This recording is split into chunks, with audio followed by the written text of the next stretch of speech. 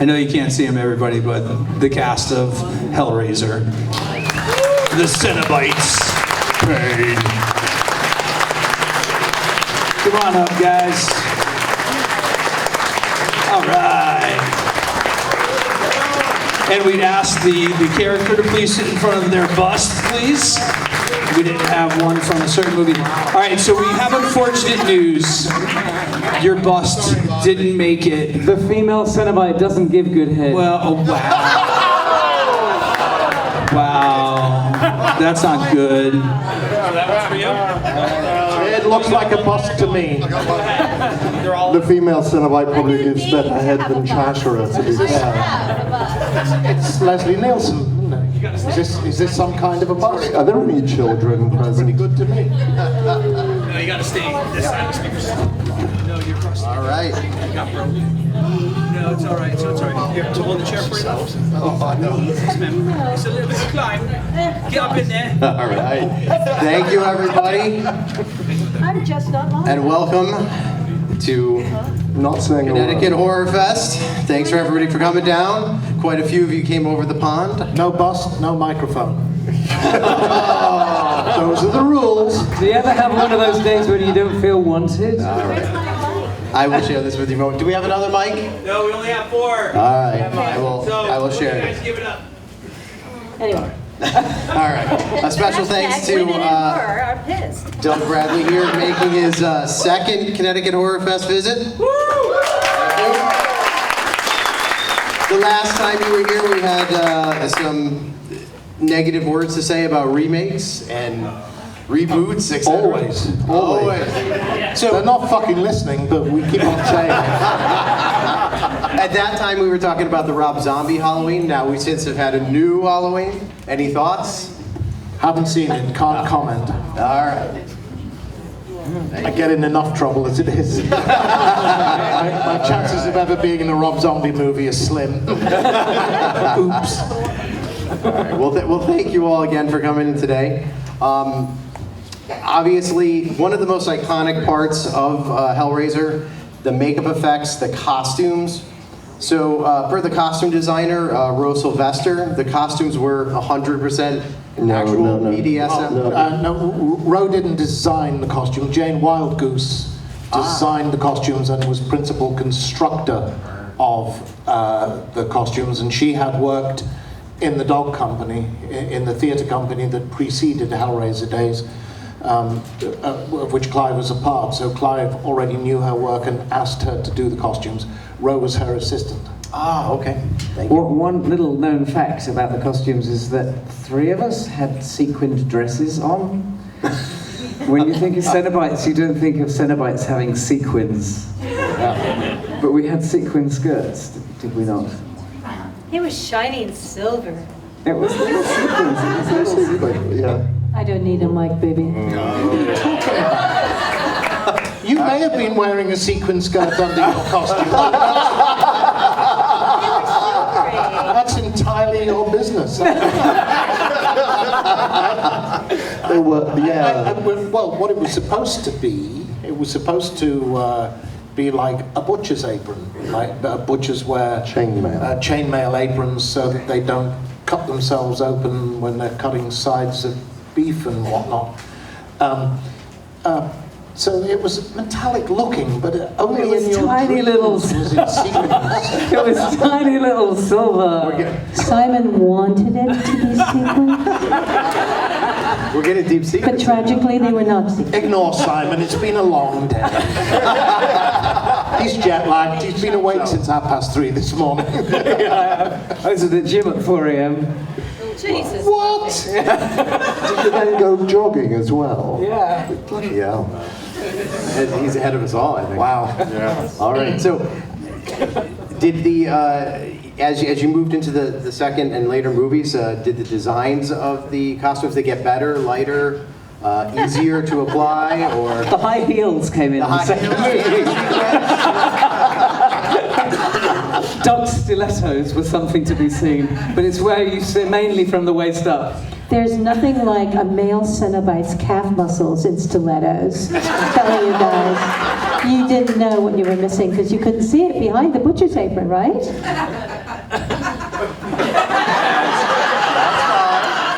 Could I suggest we all go out and come in again? Start over. Just keep the microphone away from Barbie. Yeah. It's very difficult trying to answer your questions when you're standing behind me. Good to see you, darling. There's an odd tale attached to this because after Hellbound, we were told that the costumes had all disappeared. After Hellraiser or After Hellbound, we wore the same costumes in Hellbound. I was wearing them in Cabaret.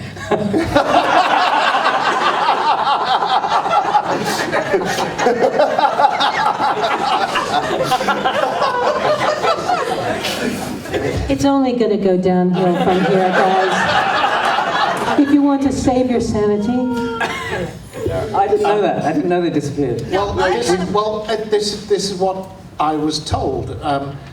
What I was actually officially told was that the costumes had been thrown in the corner of the image animation workshop, and rats had nested in them, and they had to be thrown away. And we know this not to be true because subsequently, at least, Chatterer's costume has turned up pretty well intact, owned by a private collector. Yeah, I remember it, that it was after Hellraiser. That's what had happened, and they were remade for Hellbound. And that's why the collector has the Hellbound costume rather than the Hellraiser. Well, I was told by Roz, was it Roz? Ro, that the reason I was getting lower back pain when I was doing the filming is she said, because Grace had a sort of a back problem and they had to make a special costume fit for her. And so every time she laced me into it, she was actually twisting my spine a bit. So Fabulous. So you were wearing the same I was costume. wearing... Certainly in my memory, I was wearing the same I was costume. wearing Grace Kirby's costume, which is... See, I remember the story about the rats and claiming insurance and so on. Certainly, I've never been any sight nor sound or whisper of the existence of Pinhead's costume subsequently. When we came to do Hellraiser 3, there was a significant change. One brilliant thing that Clive did on Hellraiser was get rid of the three of us.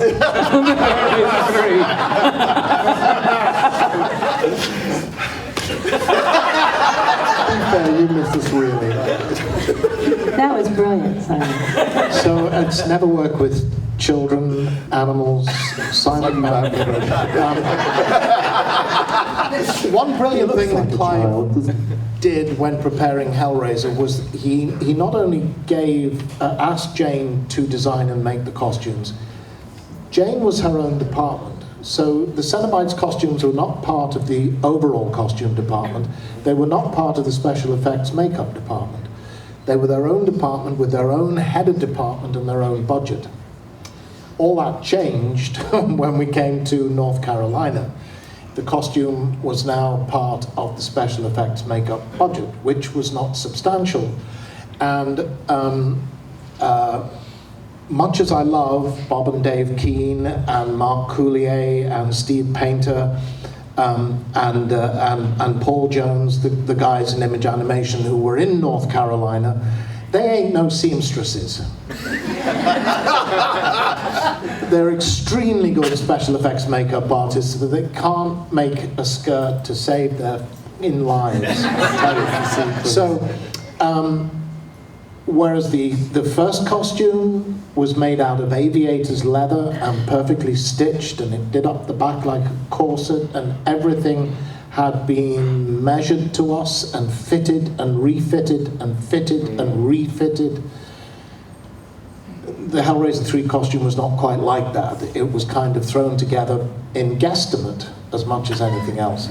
And the same was true as we went down the line. So there was a crucial difference in the costume for me. The first costume was difficult to get on and difficult to wear. I had a leotard with the chest pieces and the belly button piece attached to the leotard.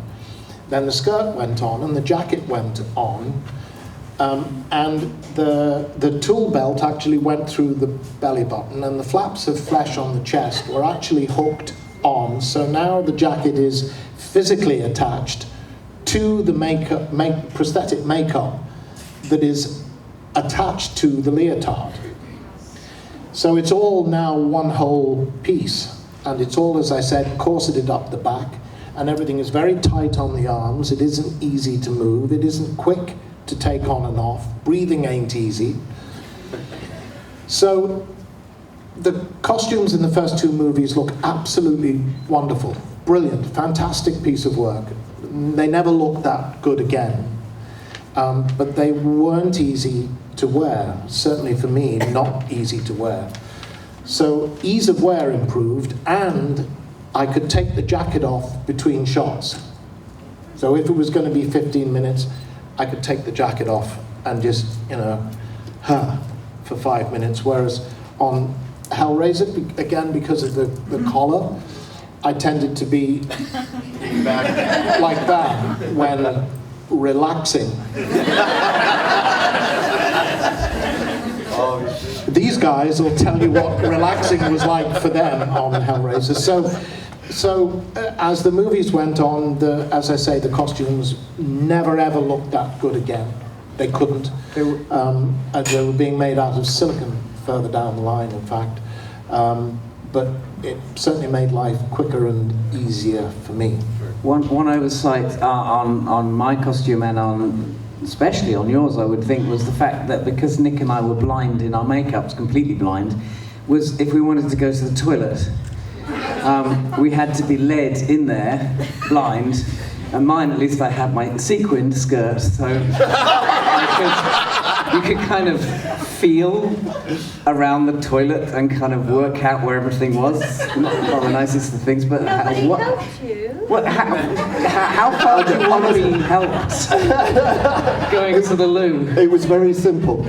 I hardly ate. I hardly drank. Seriously, because same as Doug, leotard, jacket. Oh, sorry. So the trousers were leotard, then the trousers with braces on to keep them all on, and then the jacket which zipped up the back, which was then attached to the makeup itself. So when I was out of makeup, they would take the jacket off me because it wasn't actually attached to the leotard like Doug's. But even then, it was kind of, I do remember once, something I'm never going to share, basically. Good. Is this I don't think I know that story. moment? Yes, I mean I could manage number one, just about, by a process of lifting. I'd probably have the apron taken off, hoisting up the skirt, and then I could, make access to what I needed to under the leotard. Just Number when you twos thought were to be avoided at all costs. It was a three-ring circus to get in and out of the whole thing, which I would have had to have done. So can you ask another question? It was so easy for me. I could pee whenever I wanted to. She never left the set. She just peed where she was staying, like a Victorian lady. And it was because the first day I was on set, I thought, ooh, I'll be really cold. So I had all the gear, but I had a pair of very heavy leggings on, lycra leggings. It was the 80s, and boots, leather boots. And by the end of the day, I was feeling a bit weird, and I thought, oh my God, this is a Shirley Eaton and Goldfinger moment, because every part of my body was covered by something, makeup, blah blah blah. So I just had boots and then my costume, and I don't know if I had a leotard. I probably did. Oh no, I didn't. So I could just go to the toilet whenever I wanted to.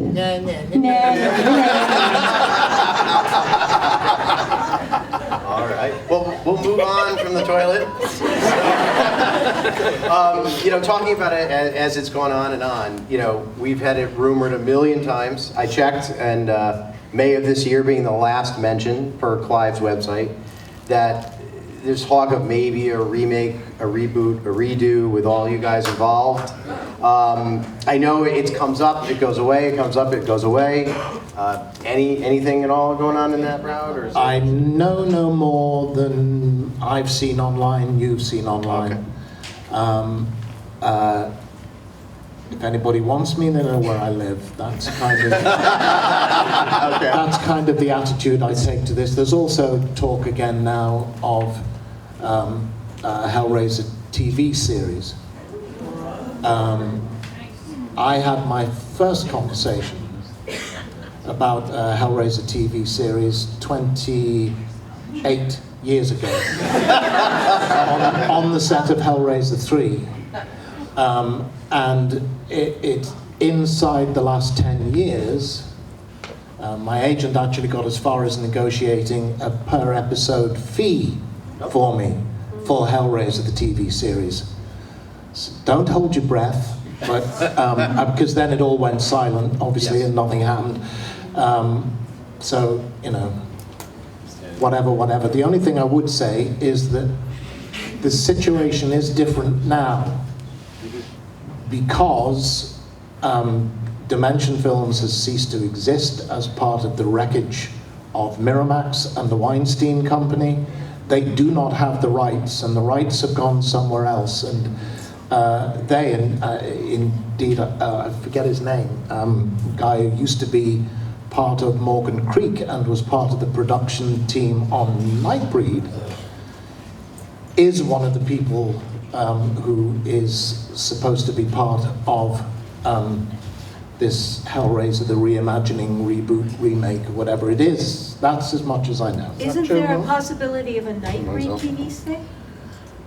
Nightbreed TV series? I've only heard that from Mr. B. Yeah. So I don't He's definitely working on it. Is it for public consumption? I don't know. This Mr. B. No, not. You were there. Well, there's quite a few Mr. B's in the world. You were there when we were discussing it with the other Mr. B. I was saying I don't know whether it's for public consumption yet or not, or what. I don't know. Oh, I thought I saw something online. I thought he said it on as part of the panel. I thought he mentioned it as part. Did he? I thought he did. But Nightbreed, the TV series, maybe. Just announced. I hope it's for public consumption. Now, you know, in that thought of it coming back, you know, and bringing Clive back in, was there ever talk of Clive's actual continuation, the Scarlet Gospels, or is that? Oh, I know that stars all of you. Of an adaptation. Yes, of that novel instead of. I would love that. I mean, if they could, never mind remakes. If there's going to be a bookend for me, an end to the beginning of my life in foam latex, it would be for be quiet, Mr. Bamford. It would be it would be for a really good adaptation of the Scarlet Gospels. That would be a perfect conclusion to me. I don't know that there's any talk of that. I am unaware people filming this. So don't start spreading those lovely internet rumors. I figured it wouldn't be because it was It's just a fly in the face of them being able to continue it, because it does bring it not to an end, but you know, to an entirely new point. But then you end it and then you do the prequels, don't you? Well, there we go. Which we already saw a glimpse of in part 2, where you guys had come from. All right. No one ever really dies in a horror movie. True. Snuff movie, maybe. You just had to go there, didn't you? Nobody comes back after a snuff movie. Sorry. I considered making a snuff movie, Simon. This is on. Are you thinking a casting movie? Trying to get rid of you somehow. So we have 3 people here from Nightbreed. We slide over to Nightbreed for a second here. As a side venture of CT HorrorFest, we have CT Cult Classics. We show 2 classic horror movies every other month. Recently we aired the full Cabal cut of Nightbreed, over 3 hours. Every moment of footage. Now again, this is something that's been rumored to be, it's already been recut once. It was supposed to be rumored recently that it was going to be recut again, and that's been deleted from the internet because they said they wouldn't have it done. Nothing ever gets deleted from the internet. Correct, but I think there was some rights issues, which is why that kind of all disappeared. I mean, in your guys' opinion, is there a better movie there, a recut? Is Clive's vision lost in time?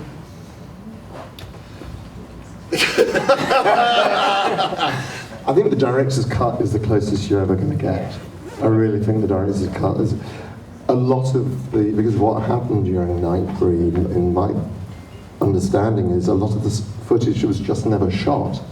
You know, a lot of the scenes were deleted, and so it's not that they're lost; they just never existed, so they can't be cut in. So I think the director's cut for me is the definitive version of Nightbreed. Yeah, I agree. But that's never been found. What, the director's cut? Yes. Oh, the most recent director's cut, the one that was released about 4 years ago. It's not the director's cut.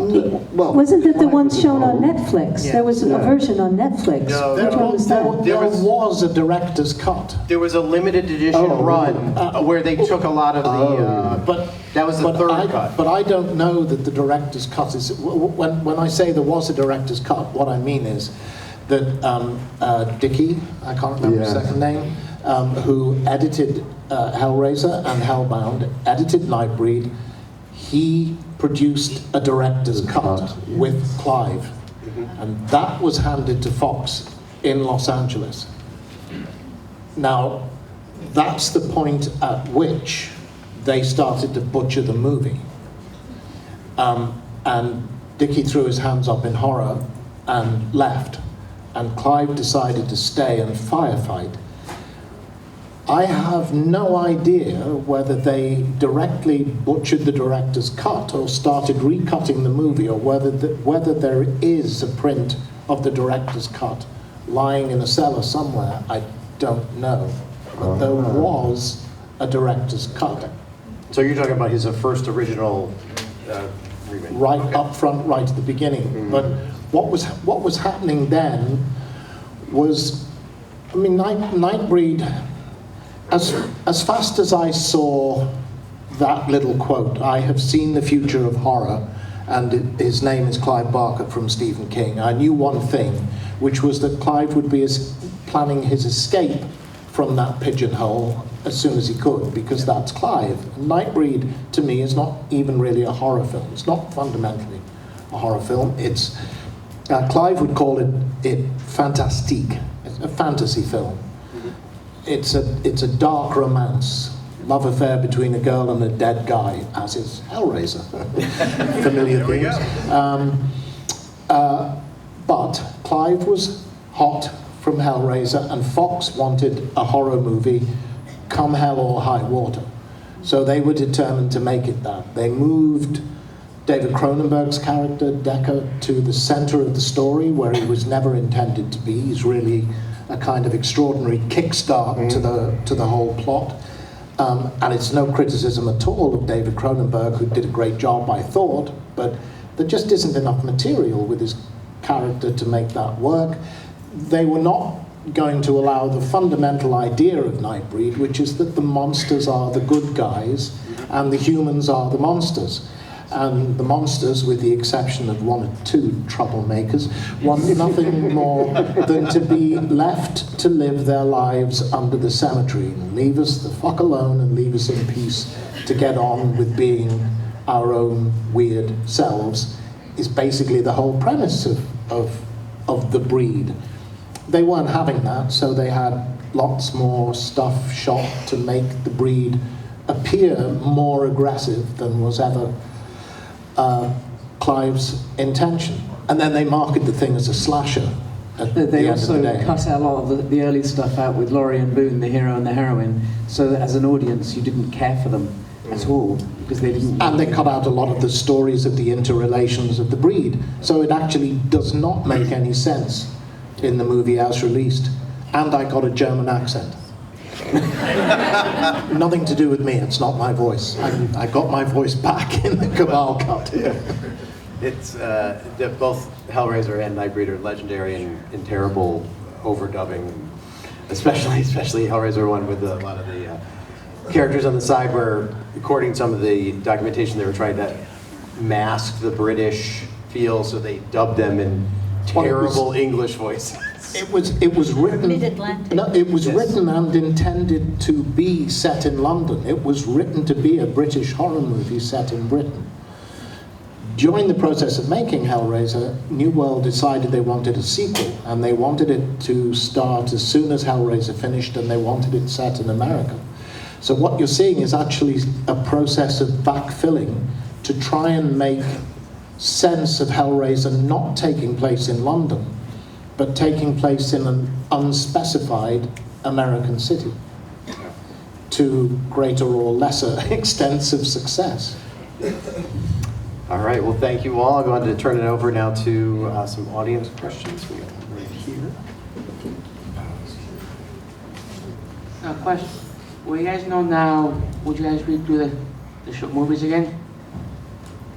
Didn't understand. I didn't catch the question. What you guys know now, would you guys do the movies again? Oh, if we knew then what we know now, we would have said yes to doing the movie.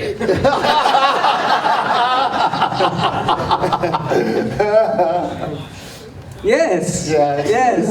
The makeup was horrible, but I wouldn't be here if it wasn't for that. Yeah. You guys did a great job. Thank you. Thank Well, you. it's just so wonderful to be involved with anything to do with, I mean, these guys know Clive much better than I do, but to be anything involved with Clive Barker, you know, he's a genius, so yeah, sure. And like you said, you know, it's 31 years later, and here you all are, you know, looking at the four of us on the stage, and we're talking about this film that we made all those years, 32 years later. So for the first one, so it is, yeah. If I knew then what I know now, I would have said, you bet your life I'll do the movie. Do you know how much fucking money you're going to make out of this film? And you're offering to pay me how much to make this movie? Let's renegotiate. All right, do we have a question back there? Anybody has a question, raise their hand. Oh, over there. Way over the Right in back. the middle first. Over there. We're coming to it with the one extra I microphone. had a question about the deleted scene from Hellbound, where you guys were walking around and wherever the Cenobites hang out. If you could just tell us a little bit about that. Oh, sorry, your question went somewhere other than where I thought it was going. Oh, I'm sorry. Well, okay, so there was a lost scene underneath the hospital with me. There was lost. That one, the lost scene, you know. With I the don't mask. know. Can you ask your question again? I heard about the in Hellbound, where you guys were it showed kind of what the Cenobites do in their free time. I think we talked about that in the beginning. Sequin dresses.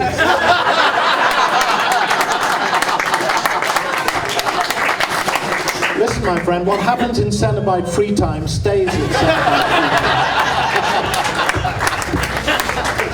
I don't know to what you're referring. Nick seems to. Well, okay, there's possibilities. There is, in Hellraiser, we were actually filmed in our cells. And there is a shot of Chatterer chattering in his cell. What you don't get to see is the fact that on a table in front of him there were two severed heads, and there was a sickle on the table. I'm guessing that a photograph was taken of that, and that's why the Chatterer NECA figures feature a sickle, because you never see him carrying that in the movie, as far as I know. In Does that Hellbound, footage exist? Has it ever surfaced? I've never seen it. I know we shot it, but Yeah. I've never seen it. So the Cenobites were just kind of in like monkish cells and pacing with kind of taboo images and religious iconography and shit. Knowing Clive, probably penises around. Certainly a lot of dildos. So that I remember in I don't know about wandering around the hospital. There is the Hellbound scene with Barbie and I playing doctors and nurses. And we were wandering around the corridors. And there was this one thing where I stopped and sort of robotically turn and stuff. And there was the so-called transformation scene that was filmed a bit. But we weren't sort of like lounging around, smoking cigarettes and singing songs of cabaret.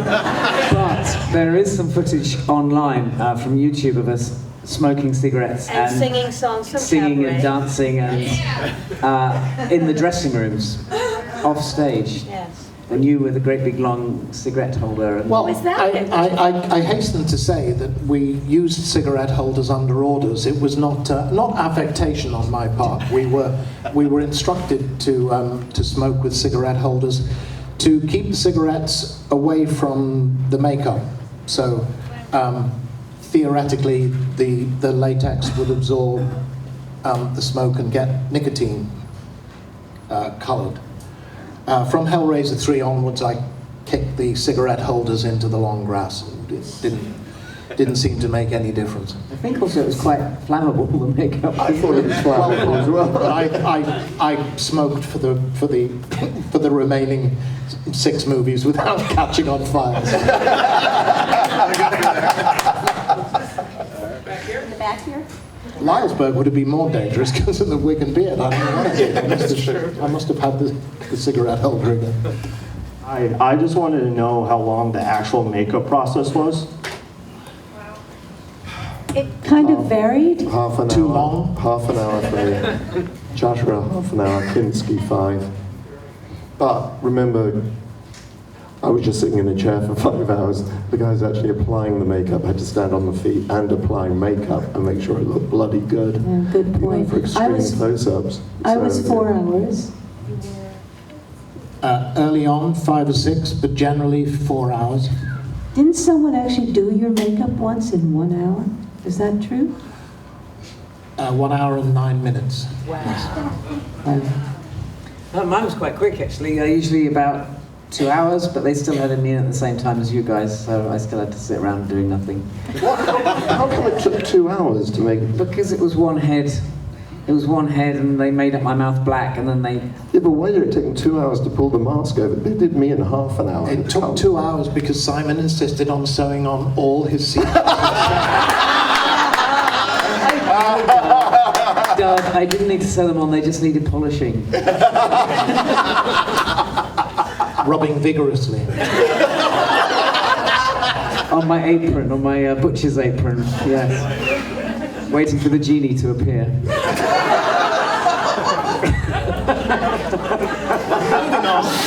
Next question, please. So the my fat body was a fiberglass shell. Encased in a further fat body. Kettle black, methinks. It's all going It's down. fiberglass shell. Okay. As I was saying before, I was so rudely interrupted. Because it had the wound in the stomach was really deep. So to do that, they had to have a skinny man in a fiberglass shell, and then they put the costume around the fiberglass. You got another one over here? You got one more over here? My question is, how did you get into character to play Pinhead? How did you get into characters to play You Pinhead? want to say the question again? How did you get into character in order to, portray Pinhead? Well, let's see. I mean, I had a big advantage in that I had the guy who had literally dreamt the character up on hand. So I could talk to Clive a lot about the character. He told me the kinds of things that Clive will tell you that are imaginatively wonderful, but not necessarily of practical value to you as an actor. So he told me I should look upon him as a cross between a monk and a butcher. He told me that I was the surgeon in a hospital in which there were no wards, only operating theatres, and that in addition to being the guy who wielded the knife in the operating theatre, I was also the administrator, responsible for making sure that everything ran on time. He gave me copies of Piercing Fan's International Quarterly. Body modification was not generally as widespread and common a garden in the general populace as it is now. So I perused PFIQ, which had lots of graphic photographs of people slicing and dicing every part of their anatomy. And when I say every part of their anatomy, that's exactly what I mean. So I had the choice, do I take the De Niro approach? I decided against that and decided to let my imagination do the hard work. I read The Hellbound Heart, I read the script, I read the script, I read the script, I read the script, I read the script. I think I had an advantage because I had worked with Clive by that time for 15 years and in theatre, but also being close to his artwork and his writing. So there was lots of stuff in Pinhead that I recognized from the journey that we'd been on through that time. So I guess I had a kind of intuitive feel for it. Most of it came when we did a screen test for the makeup and I sat in front of the mirror when the makeup process was complete for about 15 minutes on my own. You can circumvent all the research in the world you want, but in that moment, you find your character. What happens next, I have no idea. I stand on my marks and they say action and you move your mouth and hope it all makes sense. I don't know what that end process bit is. But it's quite common.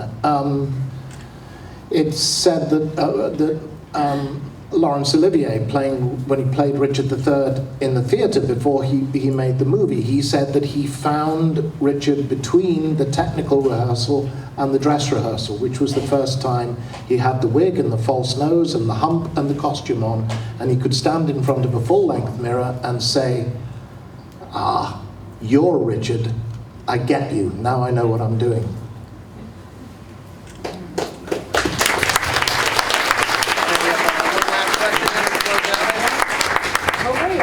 All your reactions with all your costumes at first, when you first started? Because I'm not... What were our reactions? Reactions to your masks. Like, were you like, oh my God, this is insane? Or just like, oh, this is interesting? Especially yours. Me? Mine, yeah. All of you. Well, yeah, it was interesting. My reaction. What the? So the first time I actually got to see Chatterer was as a grey clay sculpture done over the plaster cast of my head. So I knew what he was going to look like. Couldn't quite see how the mouth worked, because that was just a hole, is what the mouth was. Of course, obviously, like Doug, I couldn't really see what he looked like, so really the whole thing was about feeling. And the fact that, as Doug has said, well, they literally took a life cast of from my elbows to my knees. And they did Simon as well. They did you as well, to make the costume as tight-fitting as possible. And you're there, and the whole performance is, okay, I can chatter my teeth, I can walk, I can't turn my head. I literally can just look, well, kind of like down there, I can look and move straight forward. I can lift my arm that far, and I can do that, which is all, and I can do that to Andrew Robinson. If you look at the movie, when I'm pushing Andrew, my head's turned slightly, it's because I could see out of my left eye the floor, and it's like, okay, well, his feet, I can see, I'm going to push him now. So, yeah, the whole reaction is kind of like, well, this is what I can do, I'm going to make the most of it, really. So were you required to chatter your teeth? Yes, I did the chattering of the teeth. Yeah, I did that was me going. Hence the name. Yeah. So yeah, no mechanicals, it was literally the teeth attached to my teeth, me slamming them hard against each other. I think that the problem is at the same time I was doing Hellbound, I was also a bigger hair than Claire Higgins, I have to say, TV presenter reviewing movies at 2:30 in the morning, so no one really saw it, but it was Saturday night, and sometimes they come back and say, did you? Oh, bless. But so the first time I actually had the full makeup test and costume, I looked at myself and I almost felt the tears well up going, where's me? You know, because it's like, where's my big 80s hair, man? You know, and then I sort of study, as Doug did, you study this image, this powerful being, and you think, hey, that's pretty cool. And it was very powerful and repellent and beautiful all at the same time. You know, I'm not saying I was beautiful, but the bald head, the corpse flesh, the gash in her throat, you know, and the only thing that was really me were my lips and my eyes, which clashed with the blue makeup. But still, it was kind of extraordinary to see the transformation, but it absolutely informed my performance. Me?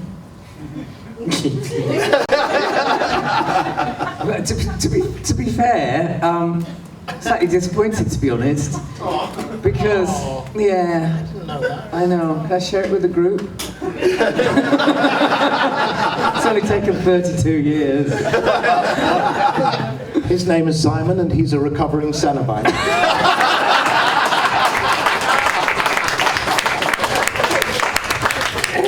When he saw the makeup off me, yeah, wow, look at that amazing character, isn't that amazing? Cool, wow. But then once you're in it, and it didn't move at all, so I couldn't even chatter my teeth. You could stick your tongue out though. Hey, I could stick. That's the only thing I could do. Stick my tongue out. Which you did relentlessly. Tongue, yeah. Brilliant tongue out. I'm very good with You my were supposed to tongue. have. It's a different movie. You were supposed to have lines. I was supposed to have lines, so that was another disappointing day on set. Did I get them? No, the female got them. Oh, right, okay. I had lines, perhaps we prefer you, and impossible, all of which have P's and B's in them. P's and B's, sorry, sound. And if if you can't put your lips together, you can't say P's or B's. So we got to my first day on set, and they said, and I said, I tried to rehearse them, and you. It wasn't very scary. Impossible. Clive, I can't hear his lines. What? I had with the lips, with the teeth, I can't put my lips together. Oh, so then there was this huddle as they all went away, and what we're going to do is we'll do some ADR, some overdubbing later on. No, we can't afford to do ADR. Let's take all his lines away and give them to the female Cenobite. You would have been talking without moving your lips if you did. I couldn't move my lips. That's true. You could have had a little hand puppet, and then like Sooty, and like Billy Crystal in Soap. Yeah, and talked for you. There's a little puppet in Britain called Sooty, which I actually appeared on that show. And Sooty again. no, it couldn't happen. It would have taken away from it. I'm sorry. Going to leave now. Goodbye. Yeah, so a bit disappointed because there was nothing I could do apart from walk around like a fat lady. Pregnant, that's fattest. A pregnant lady. And play with the hole in your stomach and play with my hole in my stomach like it was some sexual. Moving on. I was very excited. I mean, I've kind of already answered the question, but I mean, to me it was, we had done a lot of masking work in the theatre. We played around with this stuff. I mean, now it was being done professionally, and I was very excited. And for me, part of the route, it partly answers the previous question. Part of the journey into playing Pinhead for me was the makeup process. Especially when you went, can't touch the pin. Well, I tried not to do that. Scratching, itching had to be done like that, because obviously you can't scratch latex. But yes. And blowing your nose was an interesting experience too. Were you taught the trick with the tip of your tongue and the alveolar ridge? So if you're going to sneeze and you want to stop sneezing, this is on Kinski, Nightweek, because I've got a cold. If you do that, it will stop a sneeze. Really? It will stop a sneeze. I don't want to know about the tip of your tongue on your alveolar ridge. What is the alveolar ridge? Above your teeth is the alveolar. That stops you sneezing? If you run the tip of your... Bullshit. No, we're not. It worked. Try it the next time. And the front of the teeth or behind the teeth? The front. My mother would have told me about that one, but she never did. I would have heard I that. heard it was doing this. It was the same. That's, Oh, is that the same thing? that's just in the movies. That's just yeah, no. Or if you're doing Adolf Hitler impersonation. All right, well, that ends our time here today. On behalf of everybody, You'll be relieved to hear. Thank you.